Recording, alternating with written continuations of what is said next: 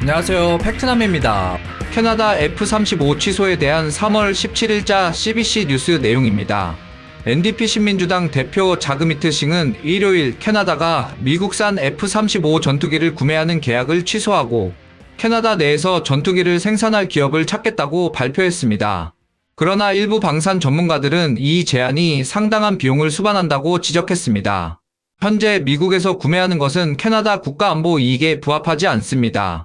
라고 싱은 기자들에게 말했는데요. 이 발언은 국방부 장관 빌 블레어가 미국과의 긴장이 고조되는 가운데 캐나다의 F-35 구매 재검토를 시사한 지 며칠 만에 나온 것입니다. 싱은 캐나다에서 전투기를 생산하는 업체에서 구매하면 일자리 창출뿐만 아니라 우리가 직접 전투기를 생산하고 유지할 수 있다는 국가안보적 이점도 생긴다고 덧붙였습니다. 수년간의 지원 끝에 캐나다 자유당 정부는 2023년 6월 미국 방산업체 로키드 마틴과 88대의 F-35를 구매하는 계약을 체결했습니다. 그러나 도널드 트럼프 미국 대통령이 경제적 방법을 동원하여 캐나다를 병합하겠다고 위협하면서 190억 달러 규모의 F-35 구매 계약을 철회하고 다른 전투기를 찾자는 의견이 캐나다 내에서 커지고 있는 실정입니다. 그러나 계약을 전면 취소하는 것은 간단한 문제가 아니라고 카를턴 대학교의 방산정책 및 조달 전문가 팔림 라가세 교수는 지적했습니다. 라가세 교수는 계약을 취소하면 위약금이 발생할 뿐만 아니라 F-35 도입을 위해 진행 중인 인프라 개발 및 훈련 프로그램을 중단하거나 재설계해야 한다고 설명했습니다.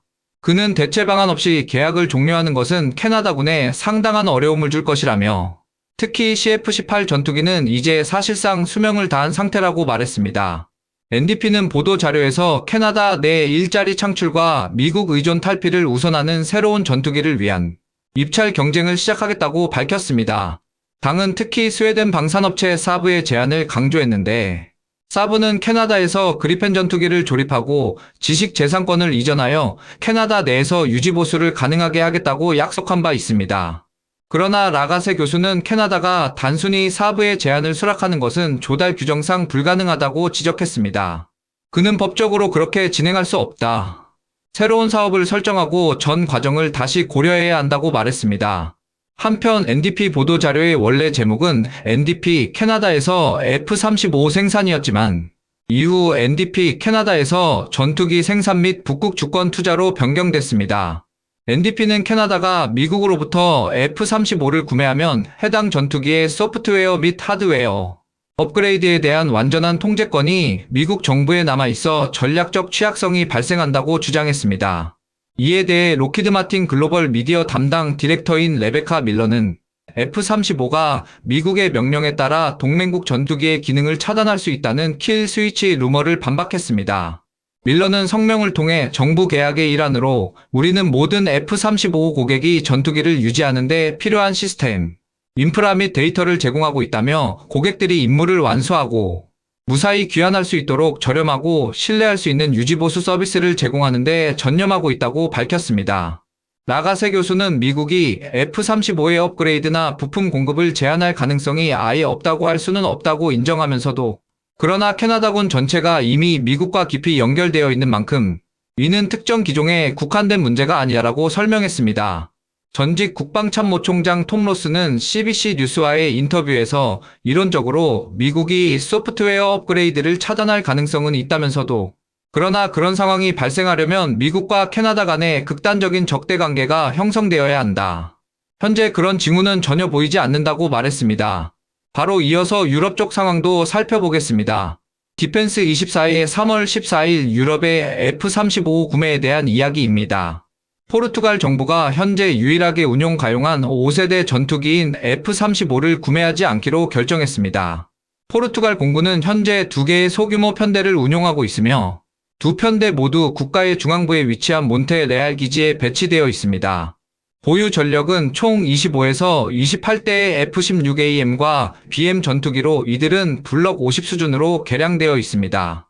포르투갈은 1990년대에 이 기체들을 도입했으며 이후 성능 개량을 진행했습니다. 개량 과정에서 일부 F-16 기체를 매각했으며 이 중 일부는 루마니아로 재판매되었습니다. F-16의 뒤를 이을 전력으로 자연스레 F-35가 거론되었고, 이러한 이야기는 벌써 5년 전부터 시작되었습니다. 그러나 공식적인 협상 진행에 대한 보도는 없었으며 실제로 협상이 이루어졌다고 볼 근거도 없습니다. 포르투갈은 F-35에 관심을 보였지만 해당 기체는 도입 비용뿐만 아니라 운영 유지 비용도 상당히 높은 기종입니다. 포르투갈의 지정학적 위치를 고려했을 때 최첨단 성능을 갖춘 스텔스 전투기를 반드시 도입해야 할 필요성이 크지 않다는 점도 거론되었습니다. 최근 도널드 트럼프 미국 대통령의 발언으로 인해 미국이 나토 동맹국들에게 방위비 지출 증가를 요구하고 있으며 GDP 대비 국방비 지출이 2% 미만인 국가들에 대해 미국은 이를 상당히 못 믿어하고 있습니다. 포르투갈도 국방비 지출이 GDP의 1.5% 수준으로 미국이 요구하는 기준을 충족하지 못하고 있는 것이 현실입니다.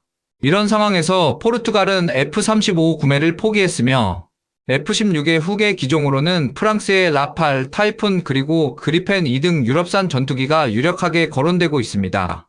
포르투갈의 결정이 F-35 프로그램에 큰 타격을 줄 수 있을까라는 의문이 있는데요. 대답은 그렇지는 않다입니다. 포르투갈이 구매하더라도 최대 24대 수준이었을 것으로 보이며 이는 전체 프로그램 규모에서 보면 비교적 작은 물량이기 때문입니다. 또한 트럼프의 발언과 관계없이 포르투갈이 애초에 F-35를 선택하지 않았을 가능성도 있었는데 이는 최근에는 저비용으로 운용 가능한 다목적 전투기들이 증가하고 있으며 이들에 비해 F-35의 유지비는 상당히 높은 편이기 때문이라는 평가입니다. 따라서 포르투갈의 결정이 미국과 록히드 마틴에게 치명적인 타격이라고 보기는 어렵습니다. 네덜란드 국방부 장관은 F-35의 리스크와 미국의 정책 변화를 이유로 구매를 철회할 생각이 없다고 밝혔고, 체코 역시 최근 F-35 도입 계획을 유지하겠다고 발표했습니다. 그러나 포르투갈 사례를 계기로 유럽 국가들이 미국산 전투기 구매를 재고할 가능성은 여전히 있고, 특히 스페인의 경우가 주목됩니다. 스페인 공군은 현재 68대의 유로파이터를 운용 중이며 추가 45대 주문을 계획하고 있습니다. 그리고 FA-18 계열의 기체를 69대 운용 중에 있습니다.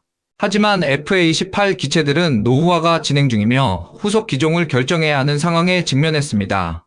기존에는 유로파이터와 F-35를 혼합 운용하는 방안이 거론되었지만 현재 분위기로는 유로파이터 추가 도입이 더 유력할 가능성이 높아졌고 이는 단순한 군사적 선택이 아니라 스페인의 국내 항공산업 및 경제적 요인과도 연결이 될 것입니다.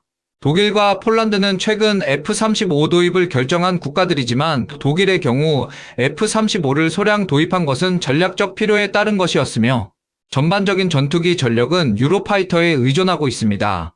폴란드는 2020년 64대 도입 계획 중 32대만 우선 계약을 했고 현재 추가 전투기 도입 논의가 진행 중이며 F-35 추가 구매가 유력했지만 최근에는 F-15 및 유로파이터 같은 대안이 주목받고 있습니다.